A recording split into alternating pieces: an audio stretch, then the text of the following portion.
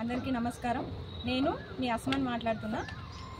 అయితే ఈరోజు మనం బీఈడీ అభ్యర్థుల సంఘం రాష్ట్ర అధ్యక్షుడు కుమారన్న ఈరోజు మనకి ముఖ్య అతిథిగా వచ్చిర్రు. అయితే అన్న హైదరాబాద్ వచ్చి మనకి కేసు తర్వాత బీఈడీ కేసు తర్వాత హైదరాబాద్కి వచ్చి ఈరోజు కలిసిండు నన్ను. కాబట్టి అన్నని కొన్ని క్వశ్చన్స్ అడగాలనుకుంటున్నాను. నేను మన బీఈడీ అభ్యర్థుల కోసం కొన్ని మనకున్న సందేహాలు ఈరోజు నివృత్తి చేసుకుందాం అన్న ద్వారా. అయితే అన్న మనకు చాలా కొత్త విషయాలు, మనకు తెలియని విషయాలు ఈరోజు చెప్పబోతున్నారు. కాబట్టి అందరూ శ్రద్ధగా వినండి. హాయ్ అన్న, నమస్కారం. బాగున్నారా అన్న? చాలా రోజుల తర్వాత. చాలా రోజులు అంటే ఈ కేసులు నడుచుకుంటూ వస్తే ఈ టైం పట్టింది. అదే అన్న, ఇప్పుడు మన బీఈడీ అభ్యర్థుల కేసు ఏమైందన్న? అసలు కేసు అంటే అది రాష్ట్ర గవర్నమెంట్ పాలసీకి సంబంధించింది. ఆ పాలసీకి సంబంధించి మేము ఇన్వాల్వ్ కామని చెప్పేసి ప్రభుత్వం స్పష్టంగా చెప్పింది. వాళ్ళు ఇచ్చేది రాజ్యాంగబద్ధమైన విషయం కాదు. ఎప్పుడైనా కోర్టులు తీసుకునేది ఏమంటే రాజ్యాంగబద్ధమైనది ఏమైనా ఉంటే, చట్టపరంగా చట్టానికి సంబంధించి ఏమైనా ఉంటే దానికి లోబడి చేసుకుని తీసుకుంటారు. ఈ పాలసీలో ఈ జీవోలు తయారు చేయాల్సింది రాష్ట్ర ప్రభుత్వం కాబట్టి రాష్ట్ర ప్రభుత్వం విషయంలో మేము తలదూర్చలేము, మేము ఇన్వాల్వ్ కాలేమని చెప్పేసి స్పష్టం చేసేసాం. మొత్తానికి స్టేట్ గవర్నమెంట్ చేతిలో వదిలేసారు బీఈడీ అభ్యర్థులని. అవును, ఇంకా మీరే ఏమైనా చేసుకోండి అని చెప్పేసి బీఈడీ అభ్యర్థులను మొత్తం రాష్ట్ర ప్రభుత్వానికి అప్పచెప్పారు అన్నట్టు. అవును, కోర్టులు అంతేనా? ఇప్పుడు ఏం చేసినా మనకి గవర్నమెంట్ చేతిలో ఉంది. అయితే ఇప్పుడు మనకి న్యాయం చేయాలనుకుంటే కూడా స్టేట్ గవర్నమెంట్ చేయొచ్చు, మనకి ఈ సర్కార్ చేయొచ్చు కదా, చేయొచ్చు కదా. నిరుద్యోగులకి ఒకవేళ న్యాయం చేయాలి. ప్రమోషన్స్ ద్వారా ఎక్కువ పోస్టులు వీళ్ళకి ఉండట్లేదు, ప్రమోషన్స్ ద్వారానే పోతున్నాయి. రిక్రూట్మెంట్ ద్వారా స్కూల్ అసిస్టెంట్ పోస్టులు పెంచాలి అనుకునే ఉద్దేశం వీళ్ళకు ఉంటే బీఈడీ అభ్యర్థులకు న్యాయం చేస్తారు, అంతే కదా.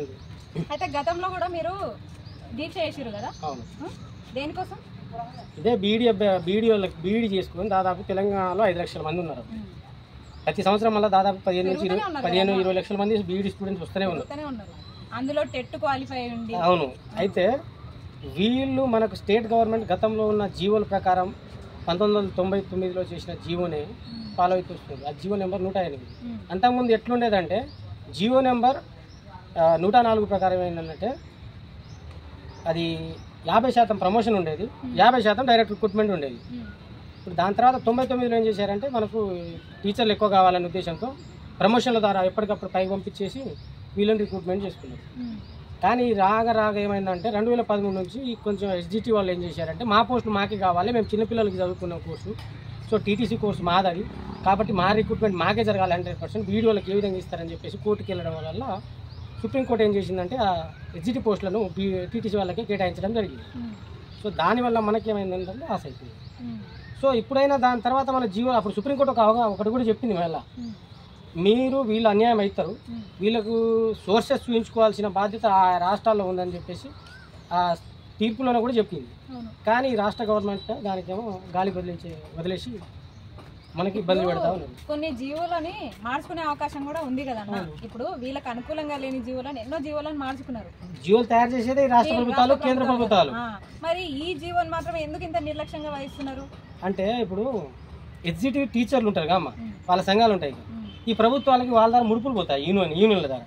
స్టూడెంట్ల ద్వారా ఏమొస్తాయి చెప్పు? ఓట్లు రావా? ఓట్ల కంటే పెద్ద ముడుపులు ఇవి. అరే అది ఎవరు వదిలేస్తున్నారు? ఈ రోజులు డబ్బులు ఇచ్చేస్తే ఓట్లు పెడతారు జనాలు అనే ఫీలింగ్ లో వాళ్ళు ఉన్నారు. కానీ దాని కరెక్ట్ కాదని చెప్పేసి గత ఎన్నికల్లో టీఆర్ఎస్ ప్రభుత్వాన్ని ఏ విధంగా ఓడించారనేది స్టూడెంట్లు తెలిసింది. మళ్ళీ వీళ్ళు అదే తప్పిదం చేస్తున్నారు అంతే. మొత్తానికి లక్షల్లో ఉన్న బీఈడీ అభ్యర్థులను మాత్రం ఏ ప్రభుత్వం కూడా పట్టించుకోవట్లేదు. అది వాస్తవం. అది లాస్ అవుతున్నాం, చాలా లాస్ అవుతున్నాం. అయితే ఇప్పుడు మెగా డిఎస్సి అని చెప్పేసి మనకి ఎన్నికల ప్రచారంలో మెగా డిఎస్సి అని చెప్పేసి మనకి చెప్పిర్రు. మెగా డిఎస్సి ఇస్తాము, మేము అధికారంలోకి వస్తే మెగా డిఎస్సి ఇస్తామని చెప్పేసి కాంగ్రెస్ మనకి చెప్పిర్రు అన్నట్టు. మరి అనౌన్స్ చేసిన తర్వాత కూడా ఇప్పుడు దగా డిఎస్సి వస్తుంది మనకి. 5,000 పోస్టులు 6,000 పోస్టులు వస్తే మనకి స్కూల్ అసిస్టెంట్ పోస్టులు ఉండవు కదా. మరి ఇప్పుడు ఏం చేద్దాం అనుకుంటున్నారు? గోల్గా ఇది బీఈడీ చేసిన ప్రతి అభ్యర్థిని నేను అడుగుతున్నా, ఏం చేద్దాం అనుకుంటున్నారు? మరి ఇప్పుడు కుమారన్ ఒకటి నేను ఒకటే కాదు, మేము ముందుకొచ్చి మాట్లాడుతున్నాము. మరి మీరందరూ బీఈడీ చేసిన అభ్యర్థులు మొత్తం ఏం చేయాలనుకుంటున్నారు? మెగా డిఎస్సి అన్నారు, 20,000 డిఎస్సి అన్నారు. మరి ఏమైనా మాట్లాడితే పోస్టులు లేవు అంటారు. పోస్టులు ఎందుకు లేవు? ఇన్ని సంవత్సరాల నుంచి నోటిఫికేషన్స్ లేనప్పుడు, 10 సంవత్సరాల నుంచి నోటిఫికేషన్ లేనప్పుడు 5,000 డిఎస్సి 6,000 డిఎస్సి ఇవ్వడంలో అంతర్యం ఏంది అసలు? అది ఎవరు మిమ్మల్ని మీరన్నా క్వశ్చన్ చేసుకుంటున్నారా? బీఈడీ చేస్తున్నారు, కరెక్టే చేస్తున్నారు, చెట్లు రాస్తూనే ఉన్నారు, అది మిమ్మల్ని మీరన్నా క్వశ్చన్ చేసుకుంటున్నారా? దీనికి సమాధానం ఏం చెప్తాను? ఇప్పుడు డిఎస్సి గతంలో తెలంగాణ ఉద్యమం జరుగుతున్నప్పుడు కిరణ్ కుమార్ రెడ్డి గవర్నమెంట్ ఏమైందంటే మేము 50,000తో మెగా డిఎస్సి ఇస్తామన్నారు. అప్పటికి తెలంగాణలో దాదాపు 25,000 పోస్టులు దాకా ఉండే. అప్పుడు మా ఒక్క ఉమ్మడి ఖమ్మం జిల్లాలోనే ఒక సోషల్ పోస్టులు 100 పోస్టులు ఉండేవి. దాని తర్వాత మా తెలంగాణ వస్తే మా ఉద్యోగాలు మాకే వస్తాయని చెప్పేసి ఏం చేసినాం, మాకు ఎటువంటి డిఎస్సి వద్దని చెప్పేసి మనం ఉద్యమాలు చేసినాం. ఉద్యమాలు చేసిన తర్వాత మన తెలంగాణ సాధించుకున్న తర్వాత మన ప్రభుత్వం ద్వారా మనకు ఉద్యోగాలు వస్తాయని ఆశించాం. డిఎస్సి ఏంట్రా నాయన అంటే ఇవాళ ఇస్తాం రేపు ఇస్తాం అని చెప్పేసి 2018లో ఒక చిన్న డిఎస్సి ఇచ్చింది. ఇప్పుడు ఇంకొకటి అన్న, చిన్న డిఎస్సి పోస్టులు లేవు, అసలు స్కూల్ అసిస్టెంట్ పోస్టులు లేవు అని చెప్పేసి వాళ్ళు చెప్తున్నారు. పేపర్ స్టేట్మెంట్లు కూడా ఇస్తున్నారు కదా. ఇప్పుడు మనం ఉన్నాయని మనం మొత్తుకుంటున్నాం, లీడ్ చేసిన అభ్యర్థులు మనం మొత్తుకుంటున్నాము, మరి లేవని వాళ్ళు అధికారులు చెప్తున్నారు. ఎట్లా ఉన్నాయి అనడానికి నిరూపణ సాక్ష్యం ఏంది? నేను ఇప్పుడు అదే నిరూపిస్తాను. ఇప్పుడు 2018లో ఒక డిఎస్సి ఇచ్చింది, మొన్న ఒక డిఎస్సి ఇచ్చింది, 5,000తో ఇచ్చింది. మనం మళ్ళీ ఫైట్ చేసి మన దీక్షలు చేస్తే ఇంకో 5,000 6,000 పోస్టులు ఇచ్చి మొత్తం 11,000 పోస్టులు చేసి మన దీక్ష చేసిన ఫలితంగా ఇప్పుడు నేను ఒకటే అంటున్నా, ఇప్పుడు 5,000 పోస్టులు ఇస్తామంటారు. కానీ నిండు అసెంబ్లీ సాక్షిగా డిప్యూటీ సీఎం గారు మాట్లాడింది నేను మీకు వినిపిస్తాను. ఏమన్నారు? దాదాపు 22,000 టీచర్ పోస్టులను మేము ప్రమోషన్ ఇచ్చినామన్నారు. 22,000 టీచర్ పోస్టులను ప్రమోషన్ ఇచ్చినామన్నారు. మరి ఆ 22,000 పోస్టులు ఖాళీగా ఉన్నట్టా కాదా? ఖాళీగా ఉన్నట్టే కదా. మేము 10,000 రిక్రూట్మెంట్ చేసినాం, ఇంకా 22,000 మేము ప్రమోషన్ ఇచ్చినామన్నారు. మరి 22,000 పోస్టులు ఖాళీగా ఉన్నట్టే కదా. ఎవరికి మోసం చేస్తున్నారు? 5,000 పోస్టులు ఇస్తాం, 6,000 పోస్టులు ఇస్తాం అనేసి. ఇగో నేను దానికి సాక్ష్యం నిండు అసెంబ్లీలో మాట్లాడిన బట్టి గారు.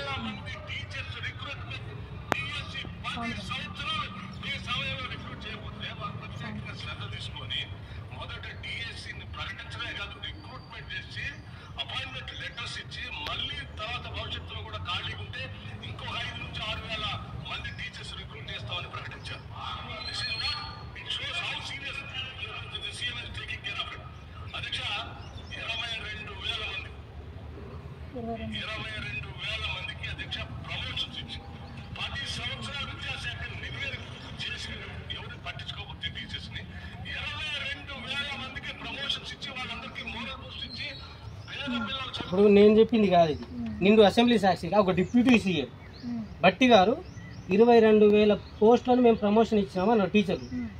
దాంట్లో ఒక 10% స్కూల్ అసిస్టెంట్కి ప్రమోషన్ ఇస్తారు, హెడ్ మాస్టర్గా అట్లా అంటే 10% అంటే 22,000 ఒక 2,000 పోయినాయి. మిగతా పోస్టులు 20,000 దాంట్లో ఎస్జిటి వాళ్ళకి భర్తీ చేసిందే కదా, అది ప్రమోషన్లు ఇచ్చిందే కదా.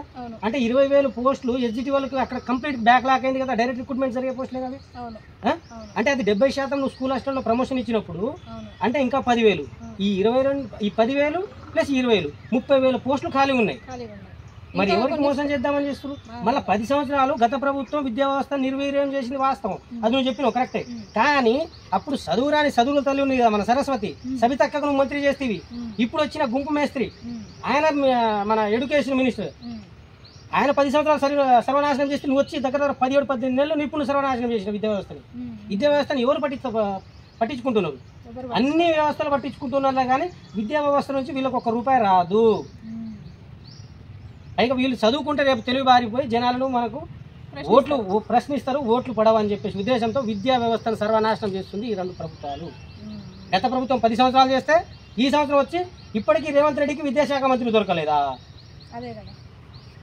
ఒక విద్యాశాఖ మంత్రి వస్తే ఎక్కడికక్కడ రివ్యూ చేసి ఎన్ని ఉద్యోగాలు ఉన్నాయి ఏంటి, ఈ బీఈడీ వాళ్ళ సమస్యలన్నీ గతంలో మన ఇందిరా పార్క్ దగ్గర ధర్నా కూడా చేసినాం, నిరాహార దీక్షలు చేసినాం, వీళ్ళ సమస్య ఏముంది అనేసి ఒక మినిస్టర్ ఉంటే ఆయన అనాలిసిస్ చేసి వాట్ అని తెలుసుకొని ఇలా మన న్యాయం జరిగే అవకాశాలు ఉంది. మనకి మళ్ళీ బీఎడ్ ఎంట్రన్స్ టెస్ట్ మాత్రం కరెక్ట్ పెడుతున్నారు, అడ్మిషన్స్ మాత్రం కరెక్ట్ తీసుకుంటున్నారు, ఇన్ టైంలో తీసుకుంటారు అడ్మిషన్స్ మాత్రం. మరి పరీక్షలు ఎందుకు, మనకు నోటిఫికేషన్స్ ఎందుకు ఇన్ టైంలో ఇవ్వట్లేదు? మనకి ఇన్ టైంలో ఇవ్వాలంటే మన దగ్గర నుంచి పైసలు ఎట్లా వస్తాయమ్మా? ఇప్పుడు నేను ఒక గతంలో రేవంత్ రెడ్డి గారు చెప్పిందే ఎన్నికల ముంగటే ఒక మాట అన్నాడు, నేను 1 సంవత్సరం కడుపు మార్చుకున్నానంటే, నేను దొంగతనం చేయకుండా కడుపు మార్చుకున్నానంటే 40,000 కోట్లు రైతులు రుణమాఫీ చేస్తా అన్నాడు.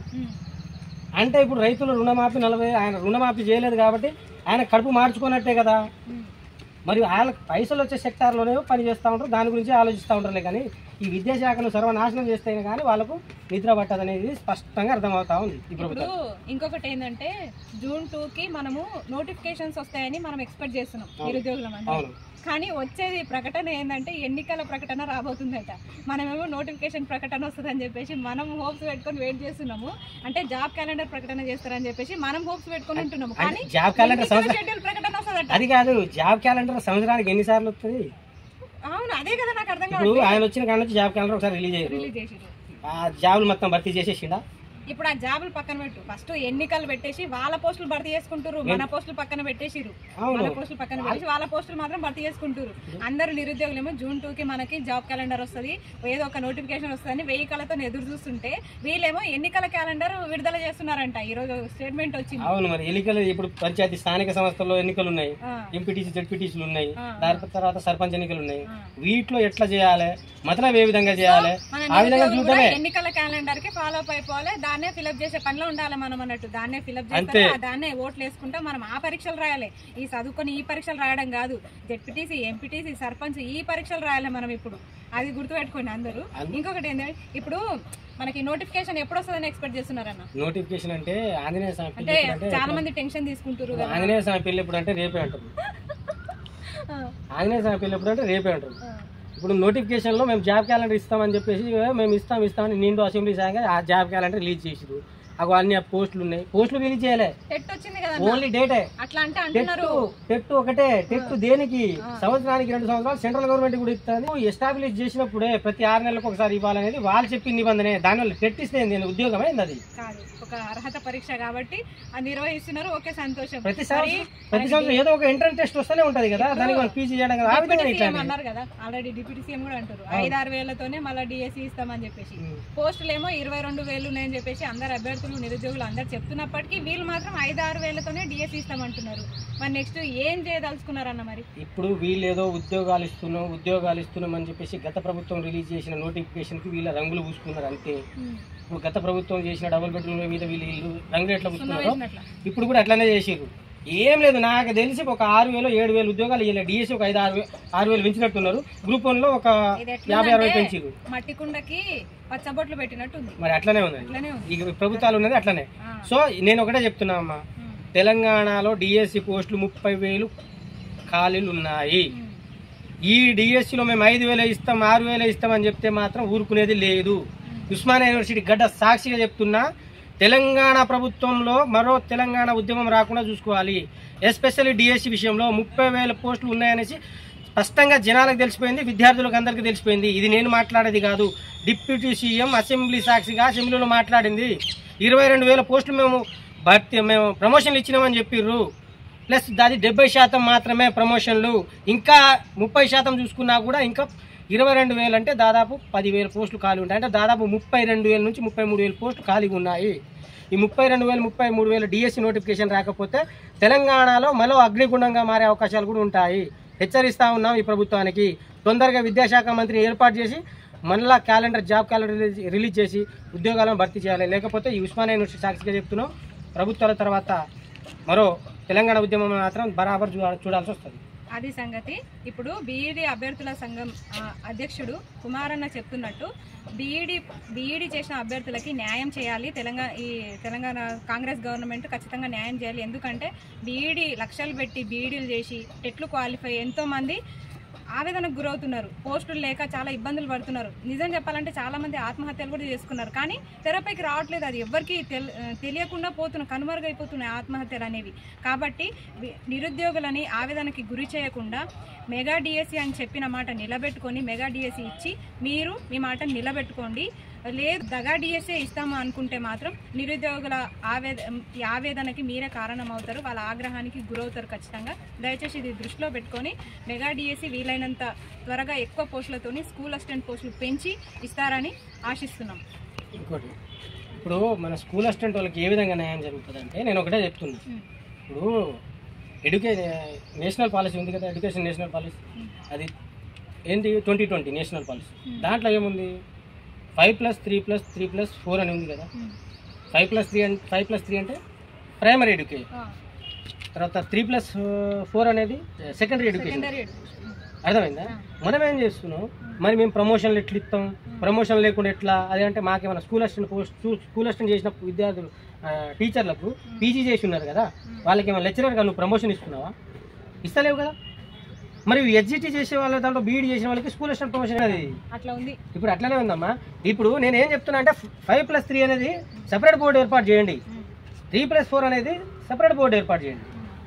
అయితే దేని బోర్డు దాన్ని చేస్తే దాని రిక్రూట్మెంట్ జరుగుతుంది. ఇప్పుడు ఇంటర్మీడియట్ డైరెక్ట్ రిక్రూట్మెంట్ జరుగుతలేదా? ఇప్పుడు టీటీసీ వాళ్ళకి ఎగ్జిట్ వాళ్ళకి డైరెక్ట్ రిక్రూట్మెంట్ జరుగుతలేదా? మరి బీఈడీ వాళ్ళకి ఎందుకు నష్టపోవాలి? చాలా లోపాలు ఉన్నాయి. అవును, నష్టం అయితే జరుగుతుంది, చాలా నష్టం జరుగుతుంది. అదే ప్రభుత్వం గుర్తించాలి. దేని బోర్డు దానికి సెపరేట్ చేయాలి. ఇప్పటికీ అదే వ్యవస్థ కొనసాగుతూ అదే నిర్లక్ష్యం వహిస్తూ ఇప్పుడు నిరుద్యోగులకి అన్యాయం చేస్తున్నారు మొత్తానికి.